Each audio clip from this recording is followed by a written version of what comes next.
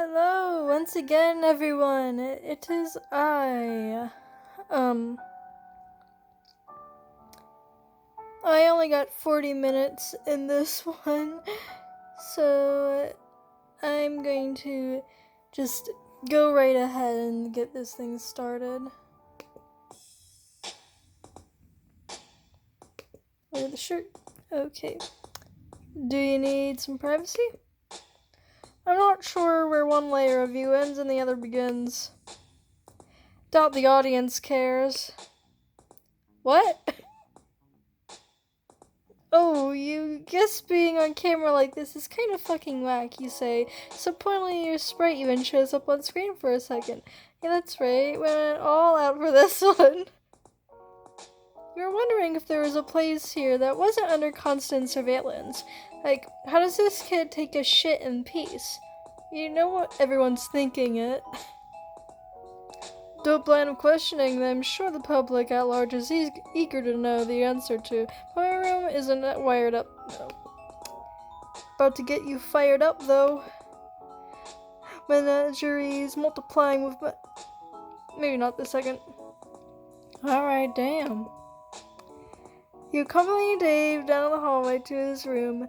You hear the shower as you pass to the bathroom, and you peek in to see your hoodie and a nice gown on the tile, being usually wetted by a low-pressure stream. You're welcome, by the way. Dave motions you to go in first, giving you the privacy you need to change into extremely starched polo shirt and nothing else. This color will not go down. This is absolutely what someone in 2009 would think is fresh as hell. You look around the room for a bit. There are so many things in here.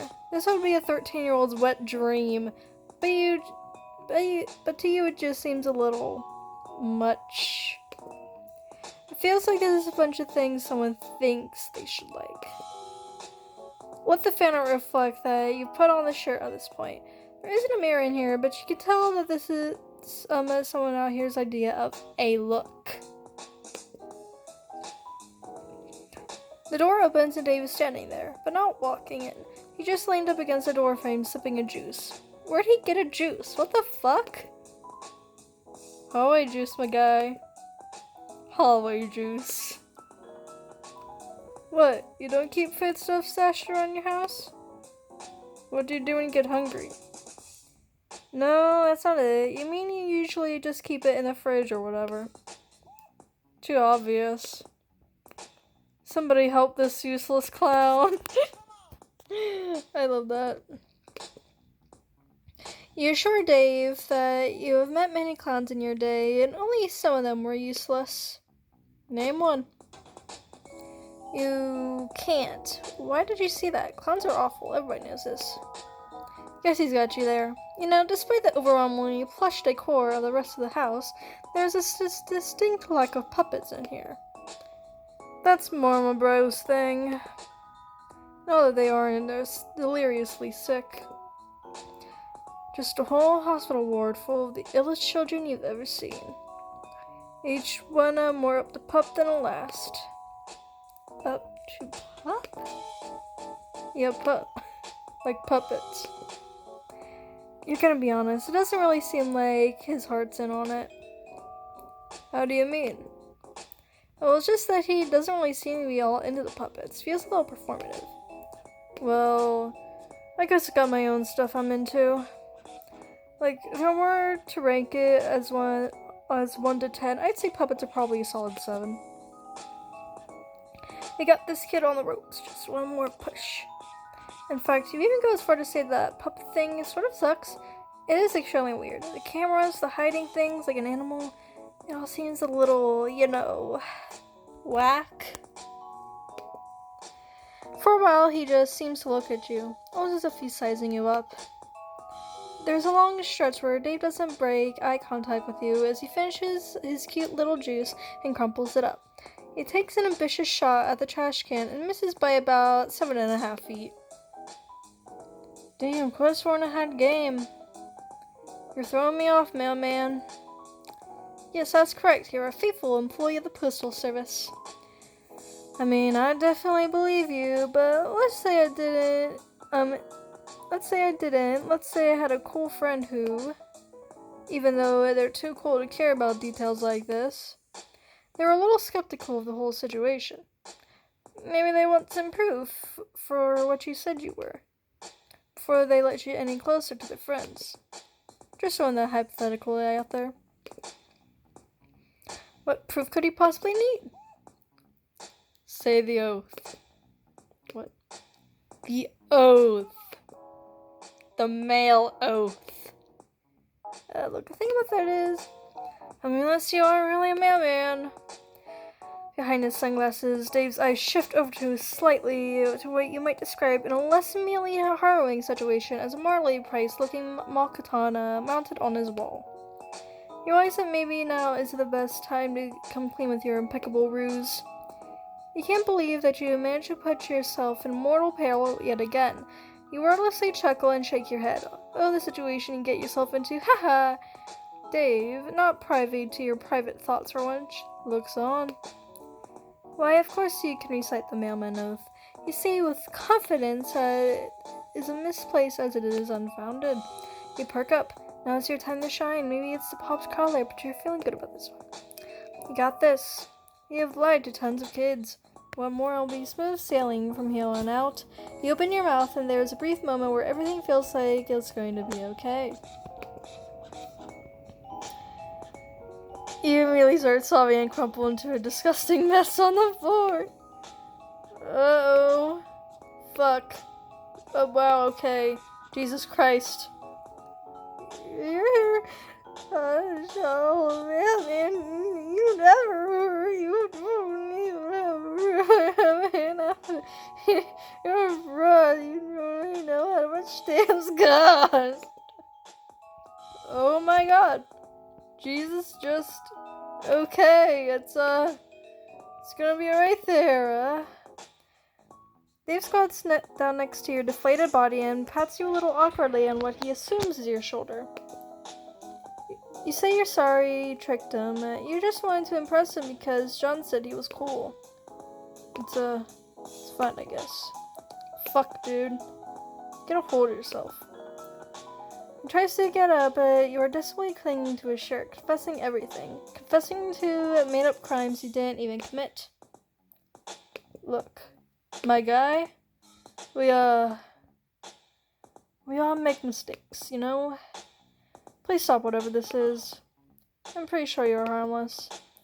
I don't think you actually killed anyone with your ass or were ever an accessory to burning down an alien mall or whatever insane shit you just said.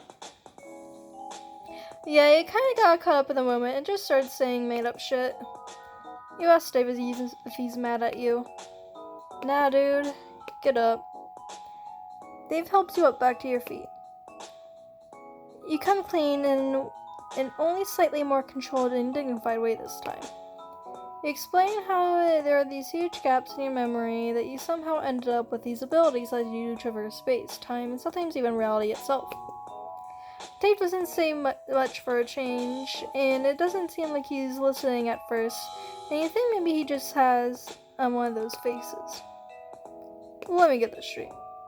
One day you just appeared in a suburb. No memories except you have some mysterious teleportation power. You dig through some unsuspecting Trump's mail looking for clues, and through some ridiculous universal happenstance, you just so happen to stumble upon the most gullible fucking dork in the universe. Befriend him. Also, I'm there via text. Egbert gives you a list of friends to visit. Out of all the choices available to you, myself included, and you go see Rose first. Rose fucking Lalonde. Even though we built up such a good rapport when I told John you were a real mailman. Called it, by the way. Your first instinct is to visit the most heavy-handed of all of us for some light kinship. A power move, I guess. Maybe I know here was a wave dashing for friendship. Can't even spare a neutral for a old Strider, huh? Won't even back into the corner and spam your range attack for the D-Man. A tragedy in 2 acts. Both acts are titled Betrayal. You definitely understand what is being said, and absolutely don't have to ask your friend what some cool video game words are. You're 100% not pulling the boldest "How do you do, fellow kids" the world has ever seen. Besides, is that really the thing he is focusing on right now? You fucking ruined me, mailman. Of course it is. Nothing is more important to me than this. They say that most humans only use 10% of their brains. That's because I am using 90% of it to think. How dare you? So anyway, you can really go anywhere? See anyone you want? Sounds nice. For a moment, the act drops and you see the corners of his mouth tighten a little. The fading afternoon light filters to his sunglasses at just enough of an angle to see his eyes shift over to slightly towards the window. These subtle movements would surely be lost on most, if you weren't so focused on trying to read him, or even just slightly further away, you might have missed it yourself.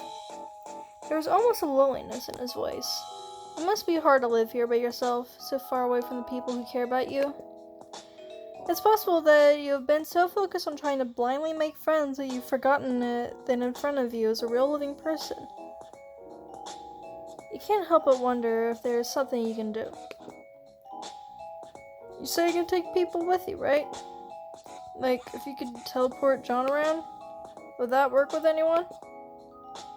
This is it. The path to this kid's heart is clear as day.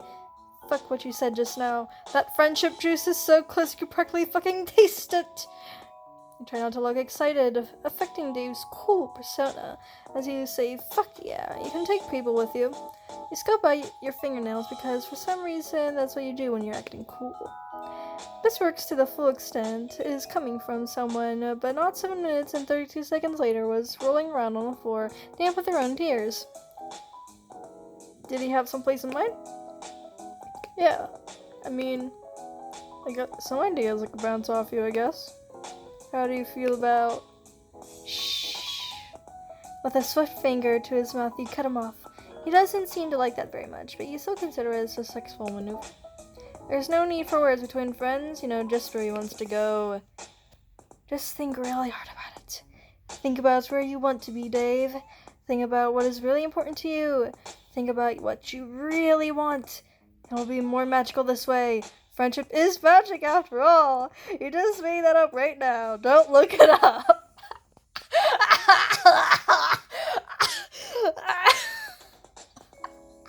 I'm having a stroke. I have to piss. Damn, guess that's true. He closes his eyes and you put a hand on his shoulder. This is it. Putting your trust in the magic of friendship, you focus this power externally as much as you're able. Flashes of distant but somehow familiar imagery courses through you. The quiet stillness of the suburbs, the smell of the forest, the heat of the apartment rooftop, the ocean breeze. You extend it outward as much as you are able to. This is his rodeo. You are merely vehicle.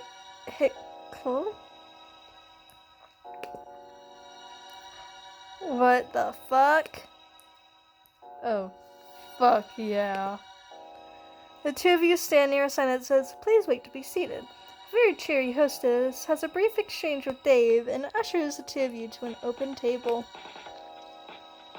Oh, hell fucking yes. There is no mistaking it. About to get my motherfucking breadstick on. This is absolutely an Olive Garden. Hell yeah, we're at Olive Garden. A man of culture, everyone. Truly a man of culture. Fuck, I want Olive Garden now. Fuck yeah, it is. When you're here, you're family, dog. We're still new to this. You can't really seem to detect any irony in his voice. You thought for sure he wanted to go see his friends. You thought you had figured him out. First and last mistake, mailman. but you'll learn. I'm a mystery. Got that history. With the plot with my flows so hot to leave you looking blistery. Radically ambiguous. My rhymes contiguous. At the oog of my homie where the breadsticks are continuous. You don't know what the fuck is you just let him go for a while. You don't even know if that last one rhymed, but fuck if you aren't charmed by this little bastard. I love Dave so much. My boy. He's a good boy, okay? Dave is a good boy. You lean back in your chair and just absorb it all. Sitting in the worst restaurant imaginable with your new rapping teen friend while the other patrons do their best to ignore his incredible rhymes. After a short while, Dave abruptly stops freestyling and you open your eyes. Oh fuck, you know what time it is? No, your sprite doesn't even have a watch on it. It's breadstick 30, no watch necessary. Fuck me, I love breadsticks. I never talk about it. This is a very real and hidden character trait that nobody knows about me. Well, that sounds like a very real and hidden character trait that nobody knows about him. And we are certainly not finding this out now because of a serious and seemingly unrelated events that possibly change continually of this universe, allowing these sort of otherwise narratively unimportant traits to shine through. Well, he is really going to town on those breadsticks. Maybe this is all friendship needs to be. Spending some quality FaceTime with a solid bro and just absolutely decimating some bottomless breadsticks at a bad chain Italian restaurant. Maybe the real lesson here is friendship doesn't have to be a grand gesture or high adventure. Maybe the real friend... I understand you're having a moment, but I am absolutely going to eat your breadsticks if you don't stop talking about whatever friendship means to you. Haha, yeah man, whatever you want. Get that bread, son! Yes, just crying tears of friendship while scarfing down breadsticks. This is all I could ever want in life.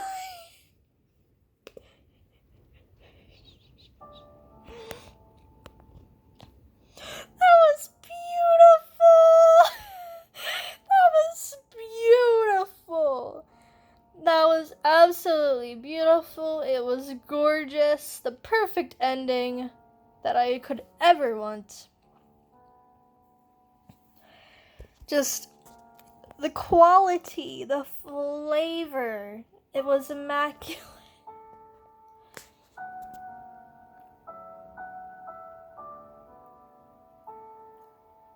But yeah, I'm going to end this episode now at around 20 minutes. I know this one is a little bit shorter than most of them were, but I have to pee really bad, and I'm not really feeling the best, so I can't really do full-on videos. Because period cramps, not cramps, just period blah. Oh, and also, I only have 40 minutes left on my freaking phone for videos. So all these videos will have to cap at like 30 minutes at most before I have to delete them off my phone. So yeah, this has been Pesterquest, the completion of the day route. Fuck, I'm gonna go piss.